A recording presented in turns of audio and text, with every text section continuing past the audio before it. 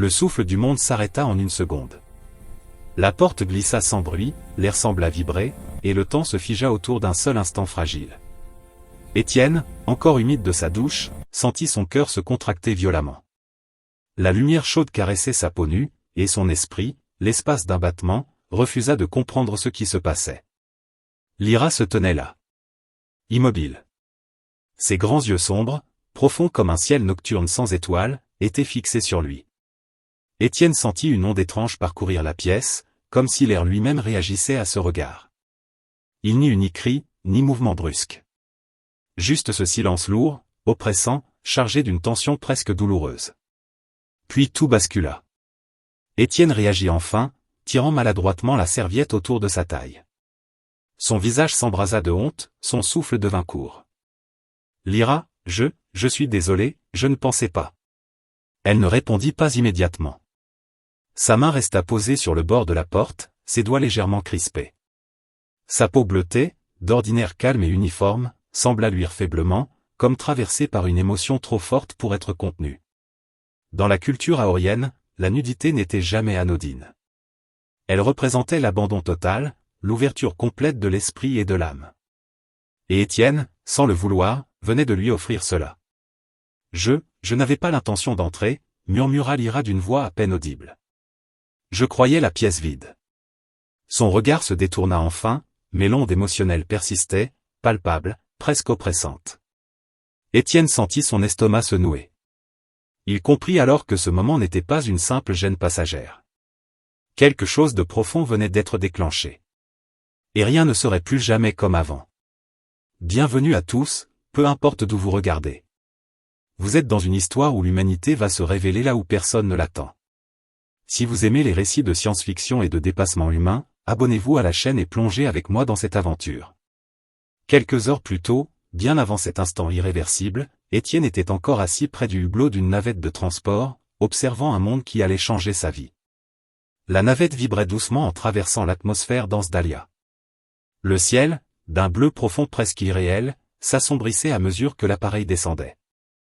Étienne posa sa main contre la vitre froide, laissant son souffle former une légère buée. En dessous, des forêts immenses s'étendaient à perte de vue, leurs arbres gigantesques scintillant comme s'ils étaient faits de cristal vivant. Des rivières translucides serpentaient entre les racines, reflétant la lumière des deux soleils. Il ressentit un mélange d'émerveillement et d'angoisse. Alia n'était pas une simple planète étrangère. C'était un monde sensible, vivant, peuplé d'êtres capables de ressentir les émotions comme une force physique.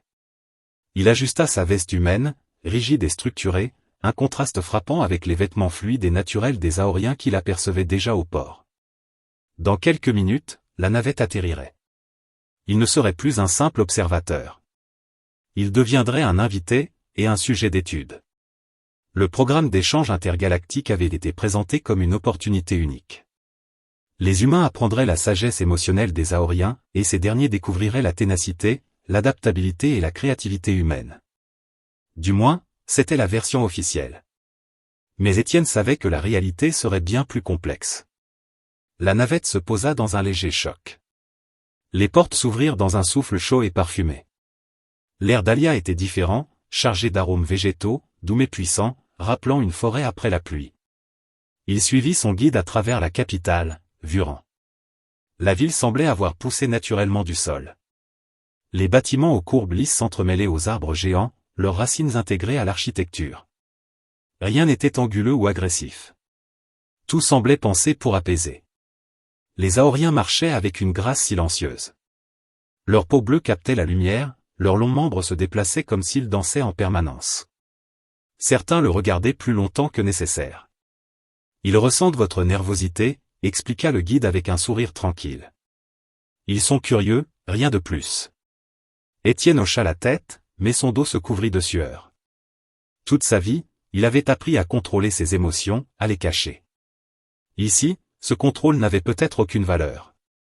Ils arrivèrent devant une habitation ronde, nichée au cœur d'un bosquet. « C'est ici que vous vivrez », annonça le guide. « Votre colocataire vous attend. » Étienne inspira profondément avant d'entrer. L'intérieur était chaleureux, baigné d'une lumière douce. Les murs semblaient vivants, comme façonnés par l'eau. Et là, au fond de la pièce, se tenait Lyra. Elle était plus grande qu'il ne l'avait imaginé. Élancée, presque irréelle. Sa peau bleue captait la lumière, et ses cheveux argentés, finement tressés, descendaient le long de son dos. Mais ce furent ses yeux qui le frappèrent le plus. Immenses, sombres, pénétrants. « Bienvenue, Étienne, dit-elle d'une voix mélodieuse.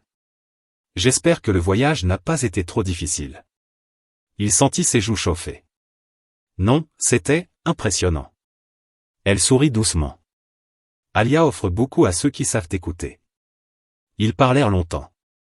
Des règles de vie, des habitudes, des différences culturelles. Lyra expliqua la méditation aorienne, la connexion émotionnelle avec l'environnement. Étienne, lui, se sentit peu à peu mis à nu sans même enlever un vêtement. « Vous êtes inquiet » observa-t-elle calmement. Il hésita, puis céda. « Oui. Un peu. »« C'est naturel, » répondit-elle. « Mais vous verrez, nous ne sommes pas si différents. » Cette nuit-là, Étienne eut du mal à dormir. Il sentait que Lyra percevait bien plus qu'elle ne montrait. Et cela le troublait. Le lendemain matin, la lumière des deux soleils inonda sa chambre. L'air parfumé le réveilla doucement. Il décida de prendre une douche pour se vider l'esprit. L'eau fraîche glissa sur sa peau, apaisante. Il laissa ses pensées dériver, songeant à la mission, à la terre, à ce monde étrange. En sortant, enveloppé d'une simple serviette, il s'assit sur son lit, perdu dans ses réflexions. Puis la porte s'ouvrit. Et Lyra entra. Le moment dura une éternité. Et dans ce silence suspendu, Étienne comprit que ce simple accident venait d'ouvrir une brèche entre deux mondes, et que l'humanité allait bientôt être mise à l'épreuve comme jamais auparavant. Lyra recula lentement et la porte se referma dans un souffle presque inaudible. Le silence qui suivit fut encore plus lourd que l'instant précédent. Étienne resta immobile, le cœur battant trop vite, les pensées confuses. Il avait l'impression que l'air gardait la trace de ce qui venait de se produire, comme une empreinte invisible. Il s'habilla rapidement, les gestes maladroits, l'esprit ailleurs. Une simple erreur, se répétait-il. Un accident. Pourtant, au fond de lui, il savait que pour Lyra, et pour son peuple, ce moment avait une portée bien plus grande. Lorsqu'il sortit enfin de sa chambre, Lyra était assise près de la grande fenêtre, tournée vers la forêt. Son dos était droit, mais une tension inhabituelle parcourait sa posture. Elle ne se retourna pas tout de suite. « Lyra » commença Étienne d'une voix hésitante. Elle inspira profondément avant de parler. « Je te dois des excuses. J'ai ressenti ton trouble avant même d'ouvrir la porte, mais je n'ai pas écouté. C'est une faute de ma part. » Étienne fronça légèrement les sourcils. « Tu n'as rien fait de mal. C'est moi qui, enfin, je n'aurais pas dû rester ainsi. » Elle se leva lentement et se tourna vers lui. Son regard n'était plus surpris, mais intense, chargé d'une réflexion profonde. « Ce n'est pas la nudité qui m'a troublé, Étienne. C'est ce que j'ai ressenti à cet instant. » Il sentit son estomac se serrer. « Qu'est-ce que tu as ressenti ?» Lyra hésita. Chez les Aoriens, le silence était parfois plus lourd qu'un aveu. Une force. Une émotion brute, instable, mais incroyablement puissante. Chez nous, une telle intensité n'apparaît que dans des moments de vérité absolue. Étienne resta sans voix. Toute sa vie, on lui avait appris à se contrôler, à dissimuler ses émotions derrière la discipline et la logique. Et pourtant, sans le vouloir, il venait de révéler quelque chose de profondément humain. « Je ne comprends pas » murmura-t-il. « C'est normal » répondit Lyra doucement. « Les humains ressentent beaucoup, mais vous enfermez vos émotions. Vous les portez seuls. Chez nous, elles circulent librement. » Ils s'assirent face à face. Le silence entre eux n'était plus gênant, mais chargé d'une attention nouvelle. Étienne se rendit compte qu'il n'avait jamais été observé ainsi, sans jugement, sans attente. « Ce que j'ai perçu, » continua Lyra, « ce n'était pas de la peur. C'était, du courage mêlé à de la vulnérabilité. Une chose rare. » Étienne baissa les yeux. Sur Terre, montrer cela est souvent perçu comme une faiblesse. Lyra inclina légèrement la tête. « Voilà pourquoi votre espèce intrigue tant le conseil. Vous avancez malgré vos peurs. » Les jours suivants furent étranges. L'incident n'était jamais évoqué directement, mais il avait changé quelque chose entre eux. Lyra semblait plus attentive, plus prudente dans ses perceptions. Étienne, lui, se sentait à la fois exposé et étrangement libre. Lors de sa première réunion officielle du programme d'échange, Étienne fut confronté à d'autres Aoriens. Il l'observait avec une curiosité calme, mais il sentait leur perception glisser sur lui comme des courants invisibles. Pourtant, il remarqua quelque chose de nouveau, leurs émotions semblaient moins stables en sa présence. Un ancien du conseil prit la parole. « Humain Étienne, votre esprit est bruyant. » Un murmure parcourut l'assemblée. « Bruyant ?» répéta Étienne. « Vos émotions ne suivent pas de ligne fluide. Elles surgissent, disparaissent, reviennent avec force. Cela perturbe notre perception. » Étienne inspira lentement. « Je ne peux pas les contrôler comme vous. » Justement, répondit l'ancien.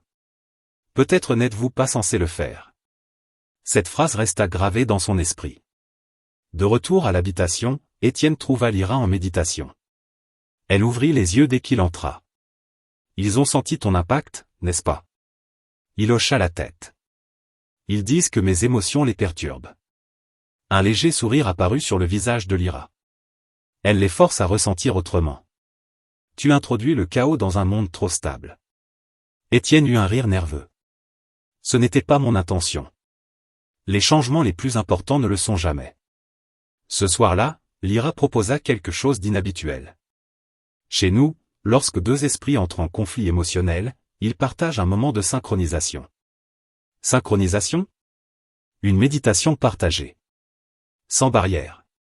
Étienne hésita. Tu pourrais ressentir trop de choses.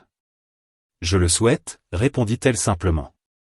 Ils s'assirent face à face, les yeux fermés. Étienne tenta de calmer sa respiration, mais son esprit refusait de se taire. Des souvenirs affluèrent, la terre, les entraînements, la solitude, la pression constante de devoir être fort. Il sentit alors quelque chose changer. Une présence douce, mais ferme, entra en contact avec son esprit. Lyra. Elle ne jugeait pas, n'analysait pas. Elle accueillait. Pour la première fois de sa vie, Étienne ne se sentit pas obligé de retenir quoi que ce soit. Des larmes coulèrent sur ses joues sans qu'il s'en rende compte. Lyra ne bougea pas. Elle ressentait tout. Quand ils ouvrirent les yeux, un long moment passa avant qu'aucun ne parle. « Maintenant je comprends, dit-elle enfin. Votre force ne vient pas de votre contrôle, mais de votre capacité à avancer malgré le désordre intérieur. » Étienne essuya son visage, un peu gêné. Sur Terre, on appellerait ça un défaut. Sur Alia, ce serait un don. Les jours devinrent des semaines. Étienne remarqua que les Aoriens changeaient subtilement. Certains semblaient plus expressifs, d'autres plus hésitants. L'équilibre émotionnel parfait de la planète se modifiait. Un soir, Lyra observa les lumières de la ville depuis la fenêtre. « Le conseil s'inquiète, dit-elle. Ton influence s'étend. Je ne fais rien de spécial. Justement. Tu es simplement humain. » Un signal d'alerte résonna soudain dans toute la cité. Les lumières s'assombrirent. Lyra se leva brusquement. Une perturbation émotionnelle massive, dit-elle. Quelque chose que nous ne savons pas contenir. Étienne sentit une étrange certitude l'envahir. Peut-être que cette fois, c'est à nous de montrer comment faire. Lyra le regarda, surprise. Comment ? Il serra les poings, le regard déterminé. En affrontant ce que vous fuyez depuis toujours. À cet instant, Lyra comprit que l'humanité n'était pas venue pour apprendre en silence. Elle était venue pour bouleverser l'ordre établi. Et Étienne, simple humain parmi des êtres sensibles, s'apprêtait à devenir bien plus qu'un invité. Quelque chose de plus grand se préparait. Et Alia n'était pas prête. La ville entière semblait retenir son souffle.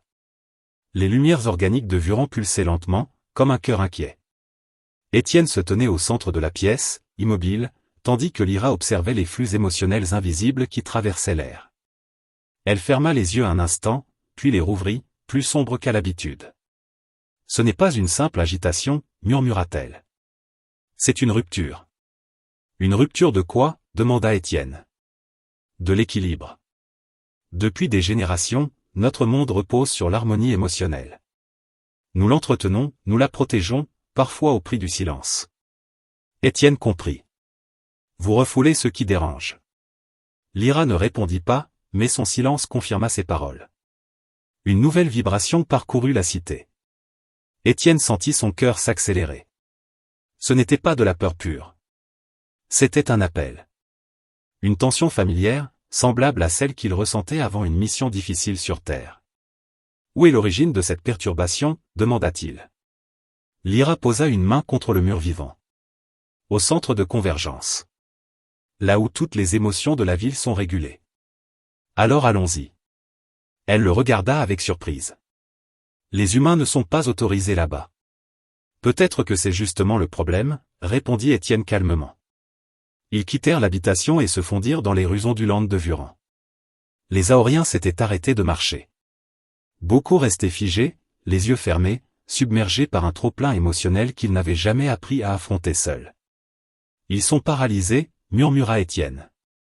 Nous n'avons jamais appris à avancer sans harmonie, répondit Lyra d'une voix tendue. Plus ils approchaient du centre, plus la pression augmentait. Étienne sentit des vagues d'émotions contradictoires le traverser. Tristesse, colère, doute, espoir. Tout ce qu'il avait appris à contenir revenait en force. Lyra, elle, ralentit. Son pas devenait incertain. Lyra, regarde-moi, dit Étienne en se plaçant devant elle. Elle leva les yeux, troublée. C'est trop, je ressens tout en même temps.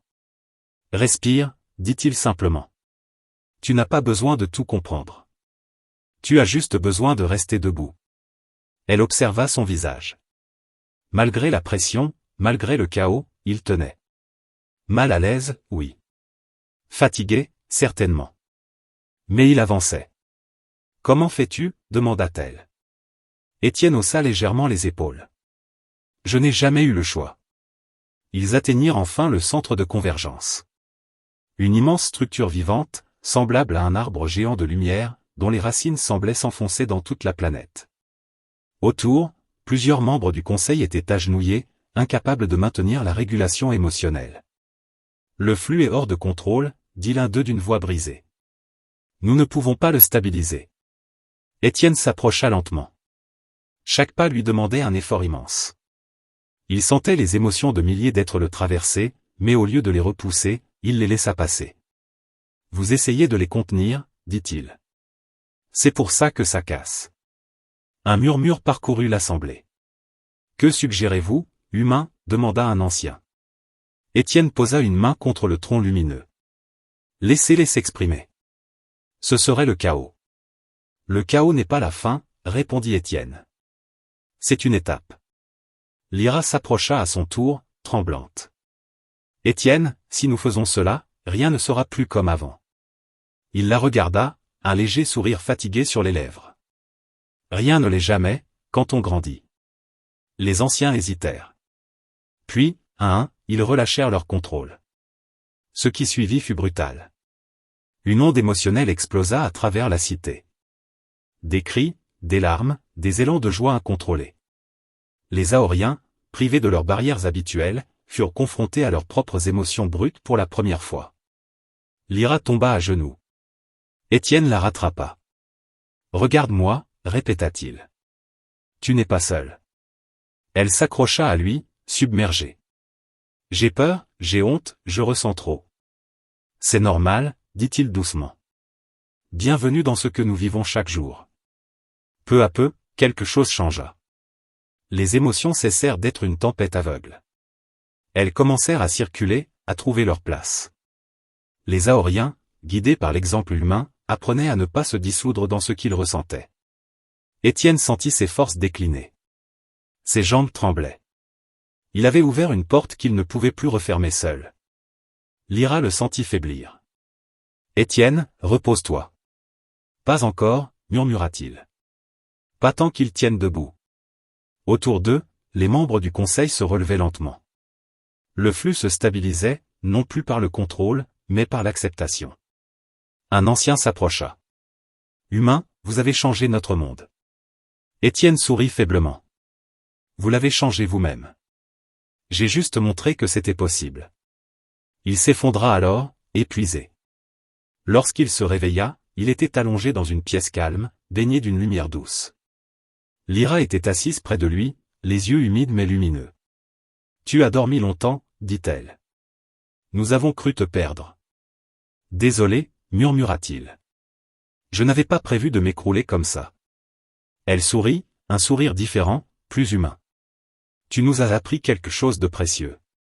La force ne vient pas de l'absence de chaos, mais de la capacité à le traverser. Étienne se redressa lentement. Et maintenant? Lyra regarda la ville par la fenêtre. Les Aoriens marchaient de nouveau, mais leurs gestes étaient moins parfaits, plus authentiques. Maintenant, dit-elle, nous apprenons à être incomplets. Elle posa doucement sa main sur la sienne. Ce contact, simple et sincère, n'était plus chargé de tension ou de gêne. Il était réel. Tu n'es plus seulement un invité, Étienne. Tu fais partie de notre histoire. Il la regarda, ému. Et toi, tu fais partie de la mienne. Au loin, Alia semblait vibrer différemment. Moins stable, mais plus vivante. Et au cœur de ce changement, un humain avait prouvé que la fragilité pouvait devenir une force. Ce n'était que le début. Le réveil d'Étienne ne fut pas marqué par la douleur, mais par une fatigue profonde, ancienne, comme si son corps avait porté bien plus que son propre poids. Chaque respiration semblait lourde, mais stable. Il ouvrit lentement les yeux. La lumière d'Alia était douce, presque rassurante, et pour la première fois depuis son arrivée, il ne ressentit pas cette tension constante dans sa poitrine. Lyra était toujours là. Elle ne méditait pas. Elle ne surveillait pas. Elle était simplement présente. Assise près de lui, les mains posées sur ses genoux, elle semblait écouter quelque chose d'invisible. « Tu es réveillé ?» dit-elle doucement. « Oui », répondit Étienne avec un faible sourire. « J'ai l'impression d'avoir couru pendant des jours. »« Tu as porté un monde qui n'était pas le tien », dit-elle. Peu auraient survécu à cela. Il se redressa lentement, grimaçant légèrement. « Comment va la ville ?» Lyra détourna le regard vers la fenêtre. Elle change. Certains ont peur. D'autres ressentent une liberté qu'ils n'avaient jamais connue. Rien n'est stable, mais rien ne s'est effondré. Étienne hocha la tête. C'est souvent comme ça, après un choc. Elle l'observa attentivement. Chez nous, le choc est évité à tout prix. Chez vous, il semble parfois nécessaire. On n'aime pas ça, dit-il. Mais on apprend à avancer avec. Les jours qui suivirent furent calmes, mais tendus. Étienne n'était plus autorisé à se déplacer librement. Le conseil avait décidé de le protéger, mais aussi de l'observer. Certains le voyaient comme un danger, d'autres comme une réponse attendue depuis longtemps. Lyra, elle, restait à ses côtés. « Ils ont peur de toi », dit-elle un soir. « Je sais », répondit Étienne. « Sur Terre aussi, ceux qui dérangent l'ordre font peur. Tu ne cherches pas à dominer, pourtant. Non. Je cherche juste à comprendre, et à aider quand je peux. » Un message officiel arriva le lendemain. Le conseil souhaitait qu'Étienne prenne la parole devant l'assemblée complète de Vuran. Pas comme invité. Pas comme observateur. Mais comme représentant de l'humanité. Lorsqu'il l'apprit, Étienne resta silencieux. « Tu n'es pas obligé, » dit Lyra. Beaucoup s'y opposent encore. Il inspira profondément. « Si je refuse, ils resteront dans la peur. S'ils m'écoutent, même un peu, ça peut changer quelque chose. Et si tu échoues ?» Il sourit faiblement. « Alors j'aurais fait ce que je sais faire de mieux. Essayer malgré le risque. » Le jour de l'assemblée, la place centrale était pleine. Les Aoriens étaient rassemblés en cercle, comme le voulait leur tradition. Le silence était presque total, mais chargé d'émotions contradictoires. Étienne avança seul. Il sentit immédiatement le poids de milliers de perceptions se poser sur lui. Son cœur battait fort. Ses mains tremblaient légèrement. Il ne chercha pas à le cacher. « Je ne suis pas ici pour vous dire quoi faire », commença-t-il. « Je ne suis pas un chef, ni un guide spirituel. Je suis juste un humain. » Un léger mouvement parcourut l'assemblée. « Chez nous, poursuivit-il, nous ressentons beaucoup. Trop, parfois. La peur, la colère, l'amour, le doute, tout se mélange. On fait des erreurs. On tombe. Souvent. » Il marqua une pause. « Mais on se relève. Pas parce que nous sommes forts. Parce que nous n'avons pas le choix. » Certains Aoriens détournèrent le regard, troublé. Vous avez construit un monde stable. Harmonieux. C'est admirable. Mais cette stabilité a un prix. Celui de taire ce qui dérange. De lisser ce qui fait mal. Il posa une main sur sa poitrine. Moi, je suis venu avec mes failles. Et sans le vouloir, je vous les ai montrées. Je suis désolé pour la douleur que cela a causée. Mais je ne regrette pas ce que cela a révélé. Un ancien se leva lentement. Votre présence a rompu notre équilibre. Pourquoi devrions-nous accepter cela? Étienne soutint son regard. Parce que votre équilibre ne vous permettait pas d'évoluer. Parce qu'un monde qui ne change pas finit par se briser au premier choc. Un long silence suivit. Puis, contre toute attente, une jeune Aorienne s'avança. Sa voix tremblait. Depuis la perturbation, je ressens de la colère. Et aussi de la joie. Et de la peur. Je ne sais pas comment les gérer, mais je me sens vivante. Des murmures s'élevèrent. D'autres prirent la parole. Des émotions qu'il n'avait jamais osé nommer furent exprimées. Étienne sentit la pression diminuer. Lyra, au bord de l'assemblée, observait la scène avec des yeux brillants. Elle comprenait enfin. L'humanité n'était pas venue enseigner une technique ou une science. Elle était venue montrer le droit à l'imperfection. Après l'assemblée, Étienne était épuisé, mais étrangement léger. Tu as ouvert une porte qu'ils ne pourront plus refermer, dit Lyra alors qu'il rentrait. J'espère qu'ils ne m'en voudront pas trop. Elle esquissa un sourire. Certains te craindront toujours. Mais beaucoup te respecteront. Ils s'arrêtèrent près d'un bassin lumineux. L'eau reflétait leurs visages côte à côte. Deux êtres de mondes différents, unis par un moment de vérité. Lyra, dit Étienne après un long silence. Ce qui s'est passé entre nous, au début, je ne l'ai jamais regretté. Elle baissa légèrement les yeux. Moi non plus. Cet instant a révélé plus que de la gêne. Il a révélé une confiance involontaire. Elle posa doucement sa main sur la sienne. Chez nous, ce geste est un engagement émotionnel. Il avala sa salive. Et chez moi, c'est un choix. Ils restèrent ainsi, sans précipitation. Sans peur. Mais au loin, dans les profondeurs d'Alia, quelque chose s'éveillait. Une réaction ancienne, enfouie depuis des siècles. Le changement émotionnel de la planète atteignait des couches que personne n'avait explorées. Cette nuit-là, Lyra se réveilla en sursaut. Étienne. Alia réagit. Comment ça? La planète elle-même ressent. Et elle n'a jamais appris à gérer cela. Étienne se leva aussitôt, une certitude lourde dans le regard. Alors ce n'est plus seulement une question de culture. Lyra hocha la tête, inquiète. C'est une question de survie. Et pour la première fois depuis son arrivée, Étienne comprit que l'humanité n'était peut-être pas venue seulement pour enseigner l'émotion, mais pour empêcher un monde entier de s'effondrer sous son propre éveil. La plus grande épreuve restait à venir. Le sol vibra doucement sous les pieds d'Étienne. Ce n'était pas un tremblement brutal, ni une secousse violente. C'était plus profond. Plus lent. Comme un battement immense, régulier, venu des entrailles même d'Alia. Étienne s'arrêta, posa la main contre le mur vivant. Il sentit une chaleur étrange, presque douloureuse. Elle souffre, murmura-t-il. Lyra hocha la tête, le visage pâle. Alia n'a jamais été consciente d'elle-même. Elle suivait nos émotions, les amplifiait, les harmonisait.